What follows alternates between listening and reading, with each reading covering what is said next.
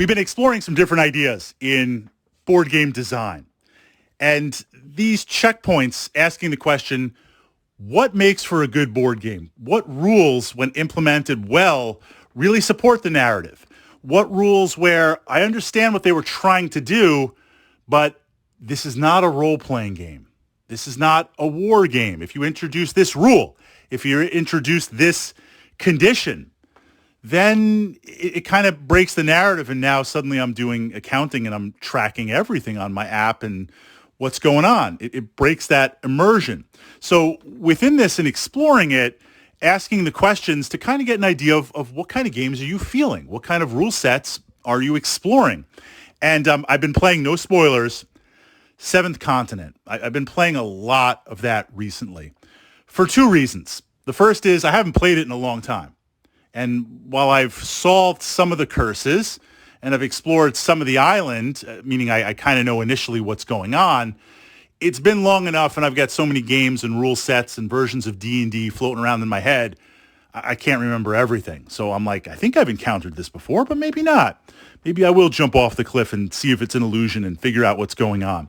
So there's a little bit of that. But the second reason is it has a small footprint. I don't have the Kickstarter version. I missed out on that. So I've got retail, and I've got a couple of the additional curses for retail. It has a really nice footprint. It's a small little box. It's got density. It's got some bite. It's got some weight to it. But it's great to kind of just bring to the club. It's great to kind of travel with. It's a great experience to just play. And within that framework, it got me thinking the advantages and disadvantages of a card-based board game, a card-based mapping game. Now, I'm not talking about a card game, say like Lord of the Rings living card game where you have cards, or a game that utilizes cards and dice, or kind of a board game where the mechanics are card-based. Not talking about that. I'm talking about the actual footprint of laying out the game, the mechanics of the game, choose your own adventure. Got a little bit of lone wolf feel going in there. In exploring that, how does that work compared to a board game? Because on the one hand, you can pack in a lot more with cards. Yes, you've got more artwork, you've got more printing, you've got more synergy. Just the volume, it's easier to print out cards than to print, 10, 20, 30, 40, 50, 60 miniatures and tokens.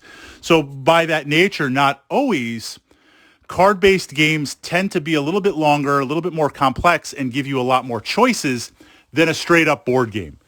Balancing that out, in my opinion, is, yes, a miniature-based game, the miniatures have to be good. A card-based game, artwork, it needs to really, really, really speak to, pop in the game, or communicate to you, because that's all you have for the game, artwork on the cards.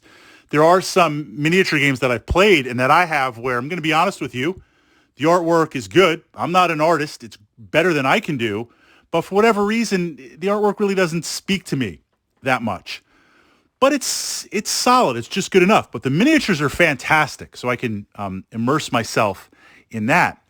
But playing Seventh Continent and games like this, they can be more complex in scale and they can be much bigger because it's card-based. The challenge here, though, is deck building, not as in I'm building my deck Lord of the Rings, but as in I've got my box and I'm pulling out cards from a certain sequence. They're in numeric sequence, or they're in order, and I'm pulling these cards out as we play. When we pause for a moment, or if we finish the first quest, if it's part of a campaign, we want to go on to the next.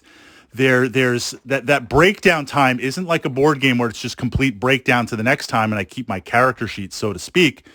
The breakdown is I've got to take all those cards and redo them. The other challenge with a game like Seventh Continent, and I love it, it's not a criticism, it's just a kind of this is why we're jumping in with some board game rules and design. It's a feature of that type of game. If you die in the quest, if I die on the island, I have to do a hard reset. By rules as written, raw, R-A-W, rules as written. I'm not against house rules. It's your game. I'm open to playing house rules. I'm open to exploring house rules.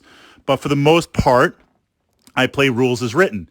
And If I die, I have to reset. Hopefully I remember it for next time. So when we explore that aspect of it, then what we're looking at is this idea of, I made it halfway through the island. I've got all the cards out.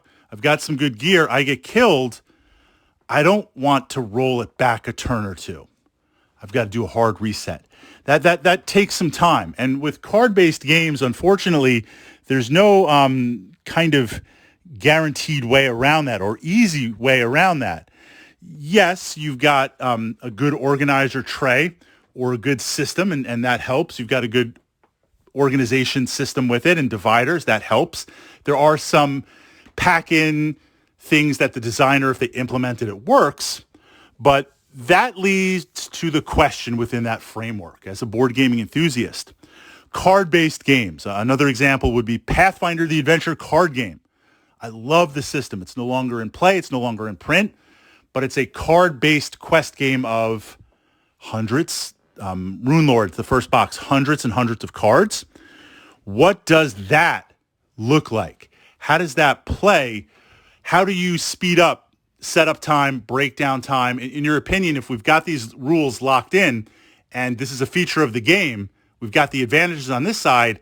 How do we minimize those disadvantages of reset, dying, pausing the game, cleaning up the game? What are some of those things that can be done?